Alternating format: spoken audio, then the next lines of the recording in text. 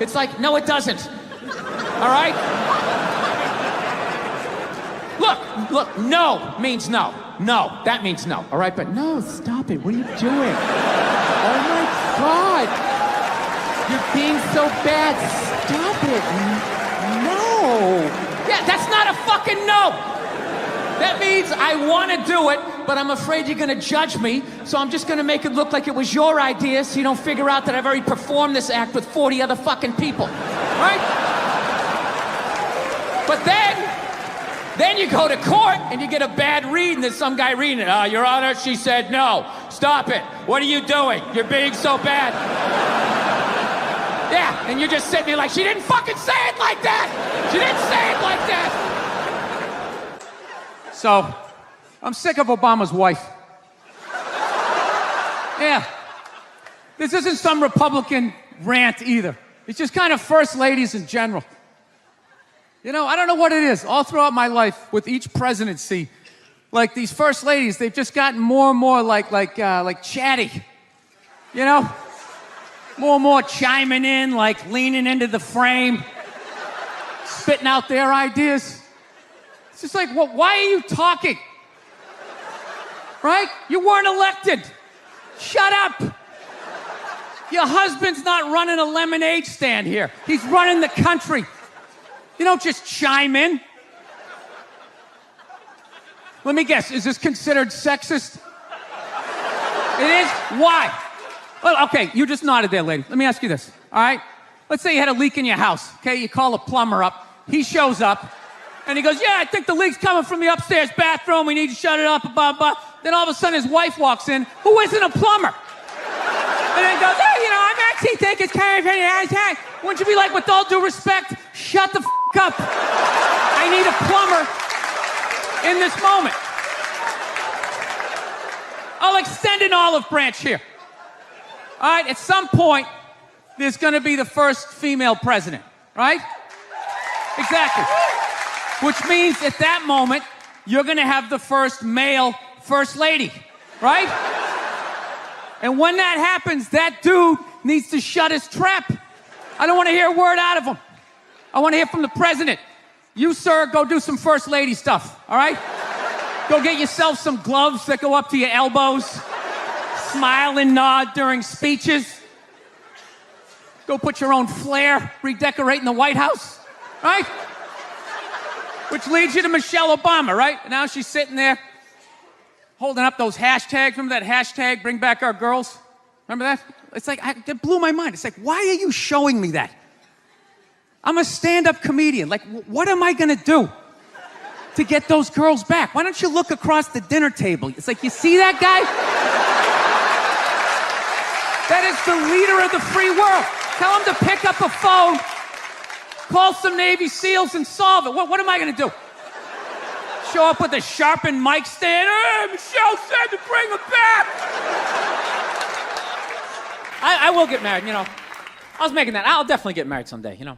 I love women and everything. I'm just finding I'm not, like, compatible with them. You know what I mean? You ever just feel that? Like, women have, like, too much energy for me. You know what I mean? Like, you can't have a day off when you have a girlfriend. You ever notice that? It's almost like they see that open day. They're like, oh, my God, let's go fill it up with shit. No, then they just come at you with one horrible idea after another. Horrible ideas. Like, you want to make some sandwiches and go to the park? You want to go to the Container Store, get some containers for your T-shirts?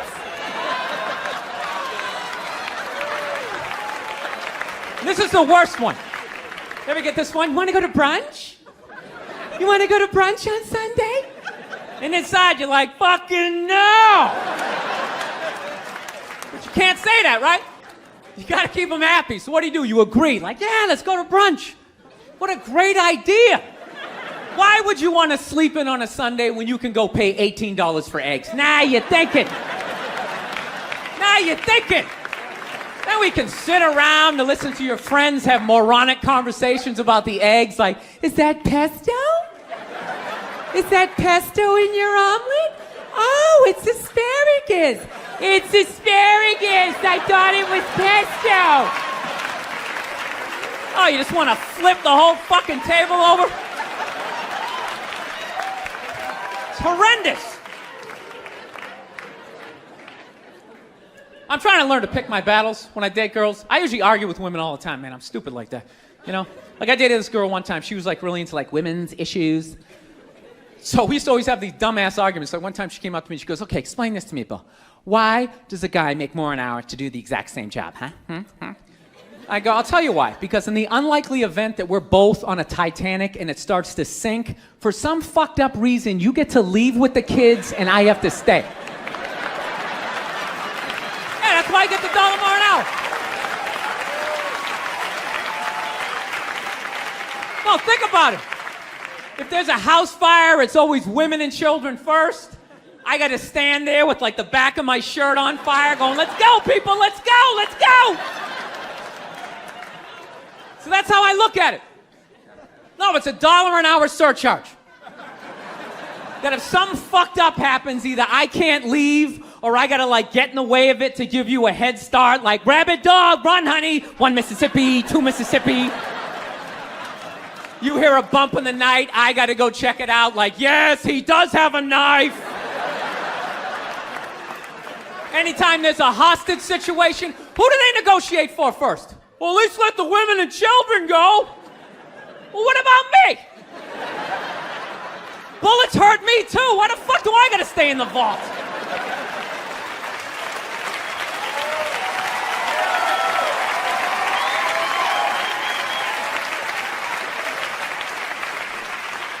No, that's my point, man.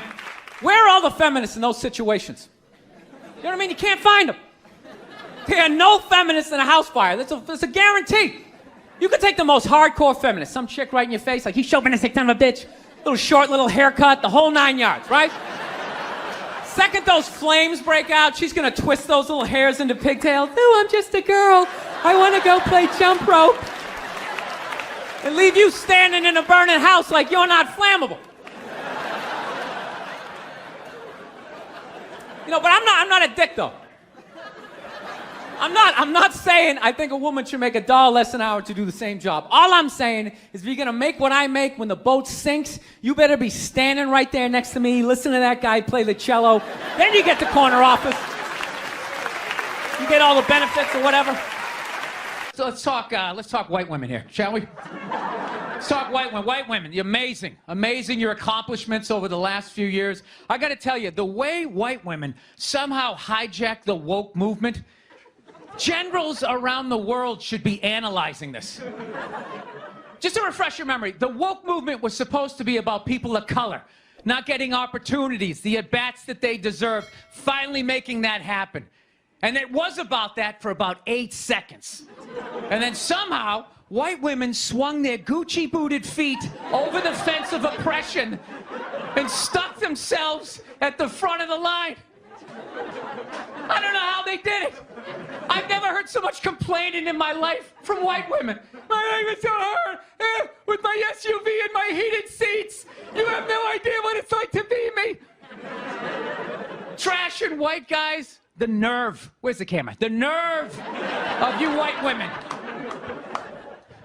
Listen, I don't want to speak ill of my bitches here, okay? I don't, but let's go back in history here, okay? You guys stood by us toxic white males through centuries of our crimes against humanity.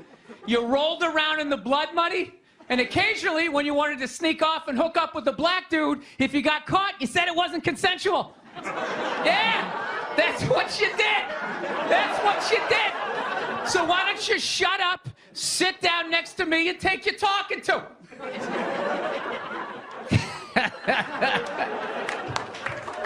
Thank you. I was going back and forth with somebody this morning, an East Coast friend of mine who I hadn't talked to in a while. How you enjoy being a dad and blah, blah, blah, blah, blah. And then she hits me up with the whole, hey, I'm turning 50 this year. I am not happy about it. I said, yeah, I turned 50 last year. She goes, how was turning 50 for you? You know, she goes, you're a guy. You probably don't care. It's much harder for a woman, especially with our careers. Oh, did I have fun with that? You know? I just wrote back, where? Jesus fucking Christ. You know what I mean? White women complaining is one of the funniest. It's like you got a fucking house and a beautiful family. What is the fucking... It's so much harder for me. You're going to outlive me by 6 to 8 years. So me turning 50 is like me turning like 56, 57, 58. You don't hear me complaining, you know? You never hear me complain on this podcast. This is nothing but positivity, rainbows, and fucking unicorns. Yeah, I love that shit. It's harder for women to go to the gym. It's harder for us to lose weight. Well, then fucking work harder. You know? Everybody's different. Oh, is that where it's harder? You know what's harder for me? Trying to get some woman to pay the cover charge and buy me drinks. You know it's harder for me? Divorce court. Outliving you. I mean, it balances out, ladies. Getting child support. Yeah, that's harder for me because I'll be the one paying it. Then all of a sudden it costs $900,000 a month to raise a fucking 2-year-old, right? I just don't understand the constant complaining by white women. Okay, you're white. You live in America. Shut up. Okay, wait till the other problems are solved, and then we'll get to you. You're at the meat counter. Your number isn't up yet. Wait your turn. All right? Wait your turn, Abigail. Do you know how much harder? It's so much easier for you to go to jail. It's not easier. Men's lives are harder because we have to live with you guys.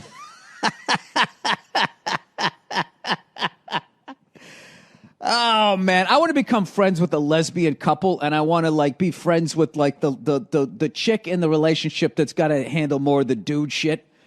You know, because you know opposites attract, and I would think even like in the lesbian community, there's going to be somebody, you know, who's out there swinging the axe, getting the fucking firewood, while the other one's in there making the muffins. That's the lesbian I want to talk to.